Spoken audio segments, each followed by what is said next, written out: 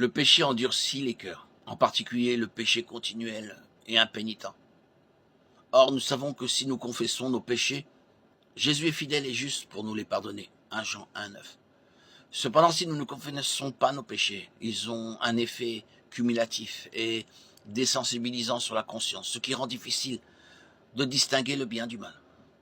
Et ce cœur pécheur et endurci équivaut aux consciences marquées au fer rouge dont parle Paul dans 1 Timothée 4, 1, 2.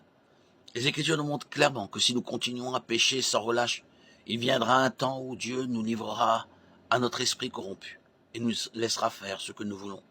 L'apôtre Paul parle de la colère de Dieu qui nous abandonne dans sa lettre aux Romains, où nous voyons que les hommes impies et méchants qui retiennent la vérité captive finissent par s'abandonner aux désirs pécheurs de leur cœur endurci. Romains 1, 18, 24. Car la colère de Dieu se révèle du ciel contre toute impiété et toute injustice des hommes qui retiennent injustement la vérité captive. Car ce qu'on peut connaître de Dieu est manifeste pour eux, parce que Dieu le leur a fait connaître. En effet, les perfections invisibles de Dieu, sa puissance éternelle et sa divinité se voient comme à l'œil nu depuis la création du monde dans ses ouvrages. Ils sont donc inexcusables, car ayant connu Dieu, ils ne l'ont pas honoré comme Dieu et ne lui ont pas rendu grâce.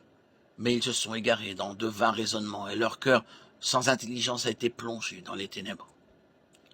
Se prétendant sages, ils sont devenus fous et ont changé la gloire du Dieu immortel en image représentant l'homme mortel, des oiseaux, des bêtes et des reptiles.